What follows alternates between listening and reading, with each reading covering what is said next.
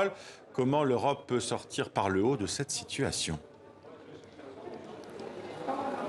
Eh bien d'abord, ça peut dire que les députés européens sont inquiets d'abord pour des raisons humanitaires. Comme vous l'avez dit, il y a ces milliers de migrants qui sont ballottés entre la Biélorussie et la Pologne. Les Biélorusses les poussent, les Polonais les repoussent. Alors l'Union européenne vient de décider de prendre une batterie de nouvelles sanctions contre le président Loukachenko, qui est accusé de créer d'une manière artificielle cette crise migratoire pour se venger de l'Union européenne, pour déstabiliser l'Europe. Et le président Loukachenko, de son côté, lui, il accuse l'Union européenne d'avoir cherché un prétexte pour imposer de nouvelles sanctions à son pays. Quoi qu'il en soit, même si la Biélorussie a une responsabilité dans ce dossier, dans cette crise, faut-il pour autant repousser les migrants comme les gardes-frontières polonais le font en violation, semble-t-il, de la Convention de Genève. La Pologne a établi une zone d'état d'urgence près de la frontière, une zone qui est interdite d'accès aux journalistes comme aux ONG, comme